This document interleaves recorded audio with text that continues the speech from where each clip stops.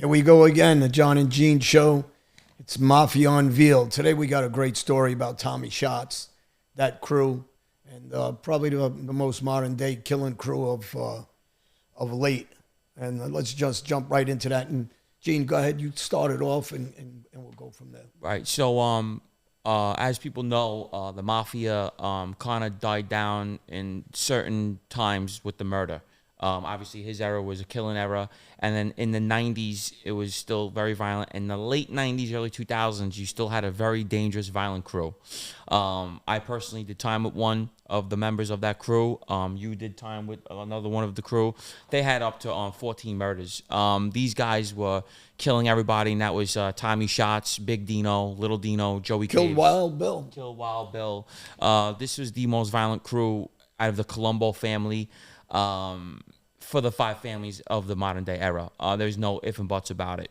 I personally got to bunk with Joey Caves. I was very close with him and got to hear some of the things that were going on in that crew. And it was like not a Roy DeMeo crew. I don't want to compare it to that. But you could say that they could have been like that. They handled everything with murder. Joey Caves had went on to tell me some of the gruesome crimes that they were doing.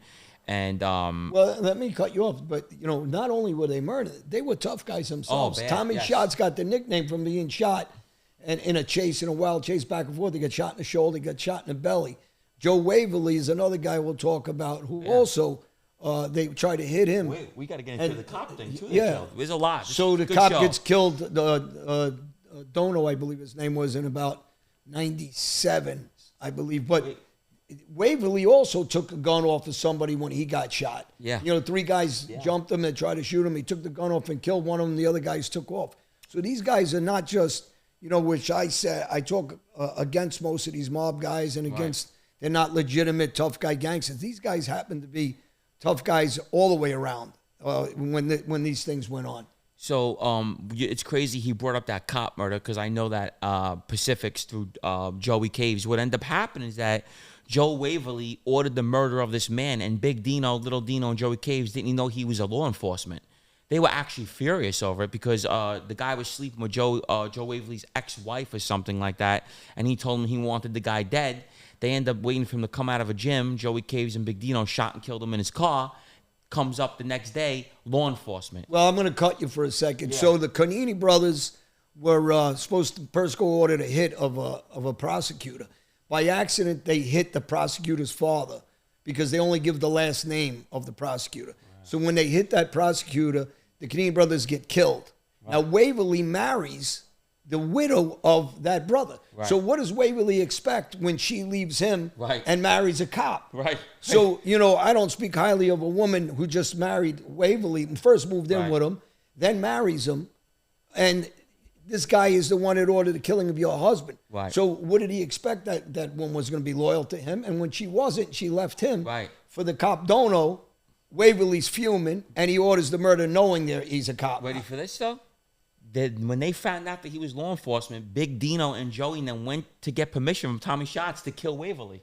But I was with Dino. He used to work out with me. Right. And I told him, I don't believe you. I says, I think you're full of shit. How do you go kill somebody without laying on him and you don't know he's a cop? Didn't. I swear. Well, this will show you, you know it from Joey's end, and I like Joey. Yeah. For Dino, I told him you got to be one of the dumbest bastards around because if you're going to do a hit, you're supposed to do your homework and lay on a guy. The guy's got to be coming back and forth to work. Didn't you do any homework before you hit a guy? Right. Or you just the first day you go see him and you just start shooting at him? I mean, I couldn't understand it. Yeah, so Joey told me, he goes, Gene, we were so mad when we found out he was a cop. We actually went to Tommy Shots and says, we're killing Waverly. He had his kill a fucking cop. We don't do that. You're going to make everything, that's heat like you can't imagine. Yeah. He got us doing like personal beefs. You're not supposed to do that. So he's like abusing his power because they had him as acting boss Waverly at the time. When I was in jail, I got into a fight. I think I talked about it already on the show. And when Dino first came into the prison with me, I gave him clothes. We all do. When a guy comes in, for people who don't know, you're welcome. You give him a package. You make sure he has food. You make sure he has clothes. You take care of him. He started working out with me. Actually, surprisingly so. I didn't think he was that strong. He would do 1,000 burpees with me. He was in shape. He was strong. Quiet kind of guy, personable. Right. But when he dogged the fight, when I had a fight in the kitchen, and Vinny Estevez from this area actually jumped for me. and I didn't know him. That was the first day, and he jumped because there were 6 guys I was going to fight. Right. And Dino dogged it, and I told Dino, you're out on the street, you're killing all kinds of people, and he says, well, I want to go home. Yeah. Then you shouldn't have came to prison, because in prison, doesn't matter what went on the street, we leave it there. In prison, you got to carry yourself a certain way. That's great. So Joey Cage is the total opposite. He would have been the first guy in for you. Well, I know. I know anybody that knows Joey told me the same thing. And I spoke to Joey with you on the phone before, and I like Joey. Yeah. And listen, legitimate tough kid. Oh, really? You know, people can say anything. I hear different people talking. And you know how people talk because the guy's not in front of them. Right. And, he got kicked out of every unit, Joey Caves. They couldn't handle him. He was literally, me and him went to the hole together. We got really close. And like I says, when they actually went to Tommy Shots and says, go tell Carmine we're going to kill Waverly for what he did. He got us to kill a fucking law enforcement. So they were having a heart attack over it. But I remember that was like a big unsolved crime. You know what I mean? You got to remember something also when I'm talking about the loyalty and the treachery of the mob. Shots started off with the Arena. That's who he was under. Right. And when they made the move against Persico and all the killing was going, a lot of guys jumped side to the Persico side to save their lives. Right. And Tommy, tough he is, can't take that from him. I believe he comes out of jail this year or next year. Yeah, soon. You know, he's 70-something years old now. He's 72 years old. Yeah. But he switched sides. Yeah. And I'll tell you, like, there is no real loyalty. So, you know, you're tough in certain ways, but you're not loyal in other ways. And, you know, guys like Joey Scopa, who I love the guy. He's one of the guys that gets killed during this war because Gotti actually influenced that side, and they thought they had the power to be able to take over the Persico faction of it because Persico went to tell him this. prison. Why did Gotti want Joey Scopa to be the boss? Because he was trying to take over the 5 families, Gotti, and he knew Joey Scopa would back him. Right. So he was trying to get people in power to make him head of the commission so people understand that why he was backing Joey Scopa. Gotti didn't give a fuck about them. He just wanted the voting. You know what I'm saying? He wanted the vote, but he loved Joey. He did love Joey. Joey was close with them. That was the game plan. Yeah. But, you know, when these guys are flip-flopping sides during these wars and these murders, I mean, and then Tommy, you know, becomes, I think he had made in about 87. And then he gets elevated up to a skipper, I think, about 94. Yep. About 98, he becomes the acting boss of the Colombo family. Right. And he became the acting boss, but they got word that Wild Bill was trying to move. It really wasn't word. What they were doing was trying to put Wild Bill as the underboss of the Colombo family because they were trying to sew both sides of the family together and build the strength up. But what they feared was Persico was in jail, and then Alphonse was supposed to be home. He got caught with a gun case. He was going to go back to jail in Florida. Right. And then they didn't trust Wild Bill. They said if he takes over, the family's going to switch back over to the Arena side. Yes. And so they had a meeting. They met him at the park, and they end up taking him back to the apartment and killing him.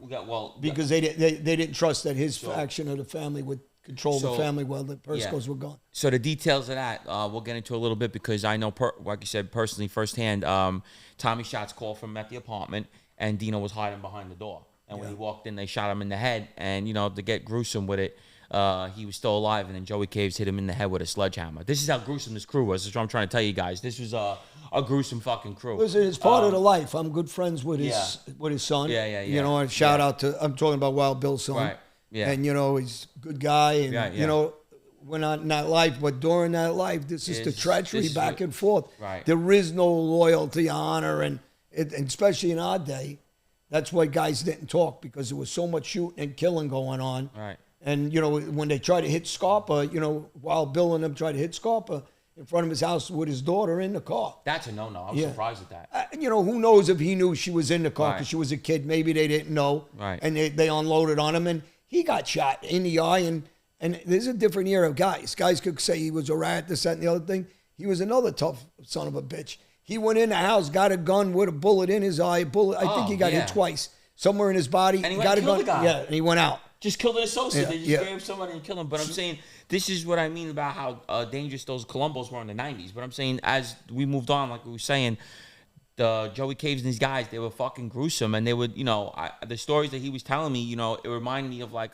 not Roy DeMeo crew, but similar. You know what I mean? They were putting guys in holes, dragging them out with meat hooks, you know, because they had to move the body. And he would tell me he stuck the hook in them and the gases were coming out. It stunk. And, you know, it was just wild shit that you don't hear about no more. You know what I mean? It was just... Well, the thing about these guys also, for people don't know, or don't really follow this genre, in the early 90s to about 93, when Joey Scope was the last guy to get hit. Right.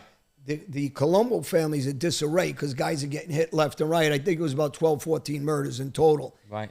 And then the killing was supposed to stop. And then these guys took over and started cleaning house of people that they didn't trust, people they thought weren't loyal. They were trying to put the crews together instead of, because the crew actually, the Colombo family ended up being 3 different factions with Andrew Russo, we haven't talked about, Mush, that took over as one of the bosses. And I believe he was a relative to Kabursko. I was his cousin. Yeah. And you know, the crazy thing is, after they killed Wild Bill, everybody knew that he went to the meeting and disappeared. You know what I'm saying? So what ends up happening is, as I know personally, he told me they went to Wild Bill guys and said, you know, you're with us now. They stole all his guys, everything, and the guys were so scared. Well, guys fall in line. They fell right in line. You know it's like when Gotti took over from after the hit of Castellano. Everybody falls in line because you got to remember, especially in ethic, the rules of the mob is this: when your boss calls for you, you come in. If you don't come into that meeting, you're going. You're done. So, but they're scared to come in if they're bucking the new regime. So they don't buck it; they just fall in line. Right. They don't have the ability to fight them back, or they're not looking to fight them back. They're not looking to put around to guys, 5 or 10 guys together, because then you got to go to the mattresses, start killing back and forth. But I want to leave something else as a funny note, and it's not really funny. There was a young a nun, that came from Brazil, that when they tried it, they went on a hit. Tommy Shots went on a hit. She got hit. They killed her by accident. I know. Now, he was around the corner, so he didn't know what was exactly going on. That was a Chucky Russo, and they end up shooting and hitting him in the legs, but not Tommy, hit another guy in the legs, but she got hit in the chest. Yeah, I know. Yes. And Tommy's, Dino used to tell him, oh, you're going to hell. And he felt guilty about the woman. Tommy Shots did feel guilty because she was a nun. Yeah. And it bothered him. But he really had no involvement in that. You know, when you hear people say he was involved in a botched hit and they took off, he really wasn't. Yeah. And she ends up getting blasted. You know, and even, you know, like you said about the treachery and the crew, they had a best friend named Richie. That was their best friend. Joey Caves and Big Dino. Is this the guy that was trying to retire? He was asking for permission. Not retire. He was basically, what happened was they used to rob banks together, everything. You know, they're doing bank robberies. The guy was like a legit tough guy out of the area. And supposedly what I was told by Joey is that the reason why Dino was pushing for him to get killed because Dino was sleeping with his girlfriend. Yeah. See, this is what I'm trying to say. Snake shit, and then made it look like he was, we think he's a rat. Kept pushing. He said to Tommy, we got to kill him. And Joey Caves kept saying, why? You shouldn't kill him. The guy's good. Like, don't kill him. And Dino was a captain, though. And went to Tommy Shops, kept pushing for the murder. And then they pushed for it. And then they lured him downstairs. Tommy Shops was sitting at the table, he told me. Little Dino says, I'm going to get a cup of coffee. Went around behind him, shot him in the back of the head. Yeah. And then they had the fucking... Joey Cave said he was such a big guy that it took like 4 of them to move the body. And by the way, it was the porn guys. It was a father and son they tried to hit. They hit the son. He got blasted in the chest with the shotgun. The father took off, didn't know the nun. That's what it was, Perina, whatever their last name was, Perina or something like that. And he ran up the stairs. The woman was out hanging shirts. Right. The father ends up getting hit in the legs, but she got blasted in the chest. That's how it was a botched hit. Right. But actually not completely botched because the son does get hit. The father doesn't. They were huge in the porn business at that time. Right. So these are some, guys don't understand. A lot of these guys aren't the brightest guys around. Right. So, when they're just shooting randomly like this, it's, Well, the Colombo they were like a street gang almost when it was going on. They were like the Bloods. They were operating like gang members. They were walking around with grenades, bro. Yeah.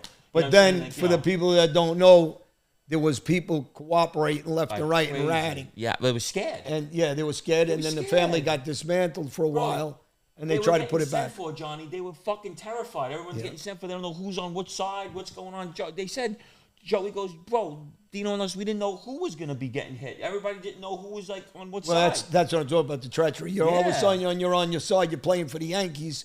Now you're switching. The Yankees are playing Boston, and tomorrow he's wearing a Boston uniform.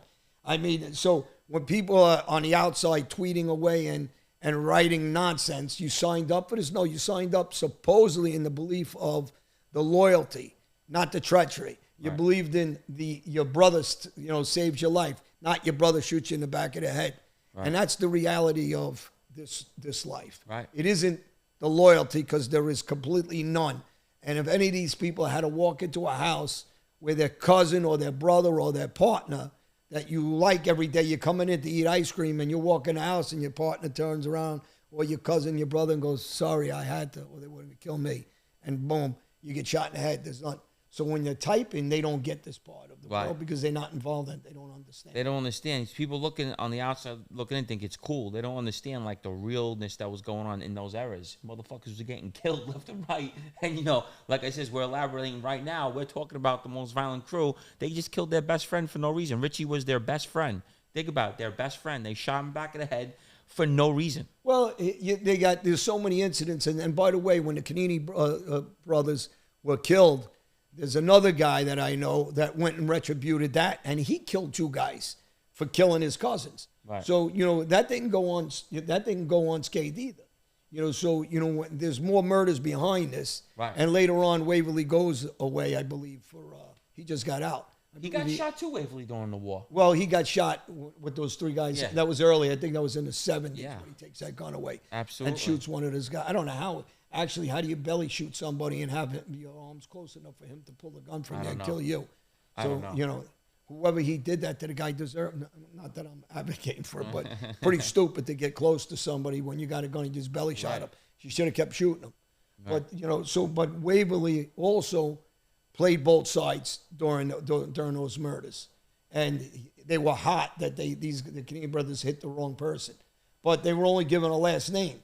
They weren't told that there was a father that was also in that office building. So on their behalf, I mean, that could happen to anybody. Why didn't you tell them there was a father also in that office, not just the prosecutor? Right. He was a clerk, I believe, for one of the judges, the father.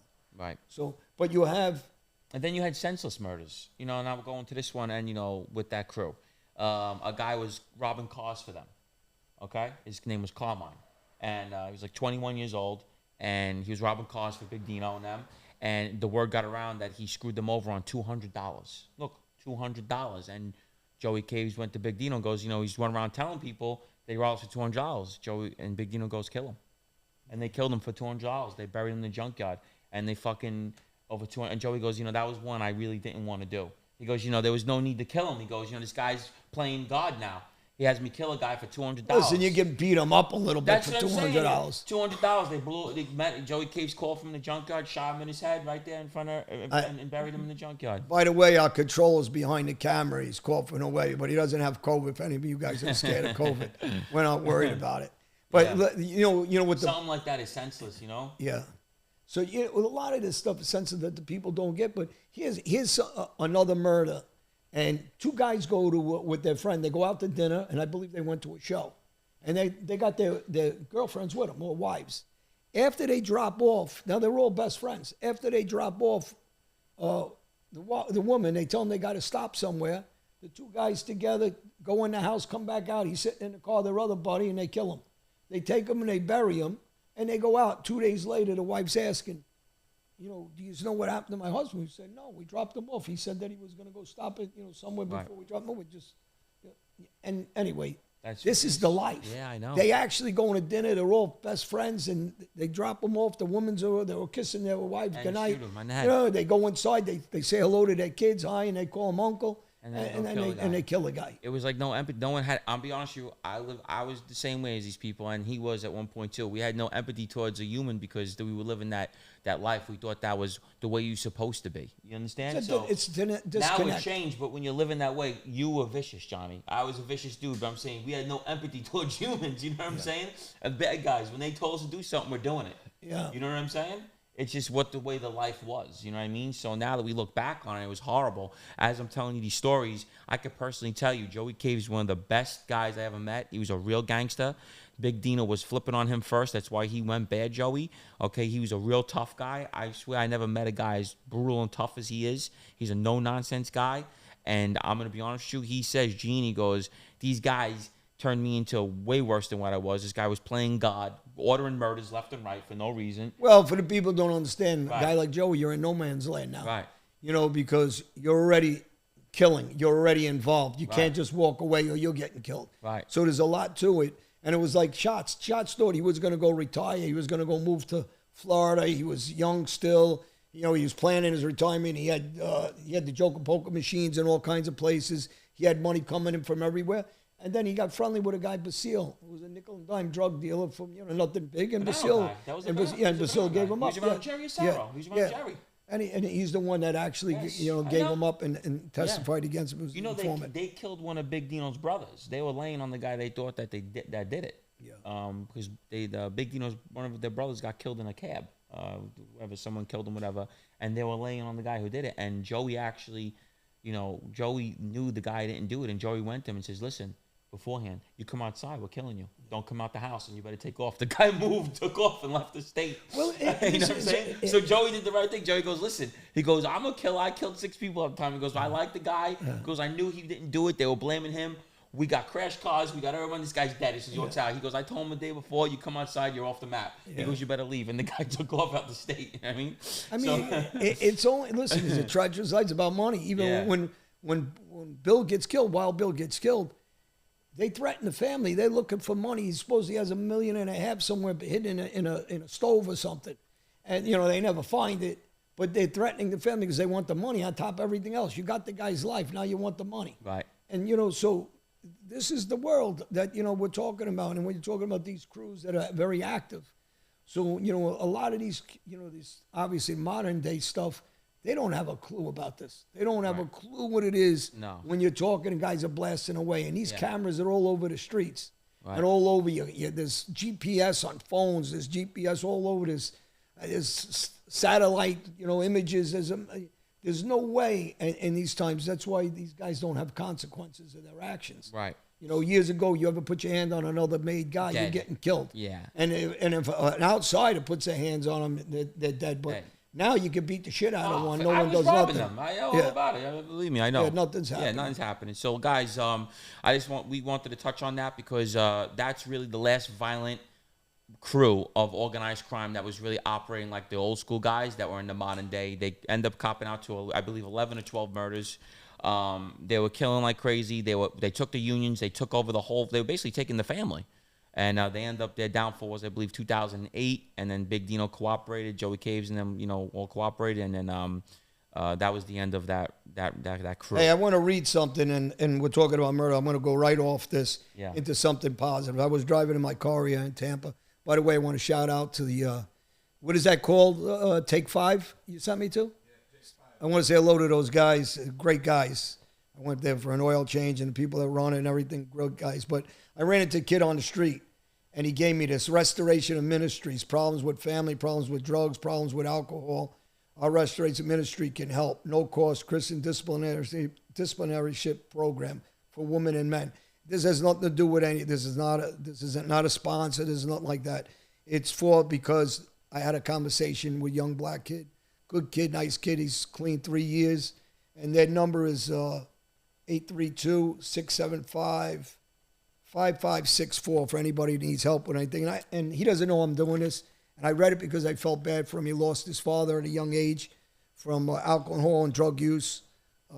He's clean now 3 years. He was talking to me about a lot of people that he lost friends and family and, what happened to my family, my daughter. So for me, the stories we're telling, but it's about this, about God and changing your life and doing the right thing. So I just wanted to say that, and it's not a sponsorship. It's just something I wanted to say to help. And people like the Black Poster Project or Grant Stinchfield and people that do work for the United States with people that are sick, hurt, veterans, we applaud you all. Yes. Also, if you want to follow us on our Instagram, as you know, Gene Borrello. That's my Instagram.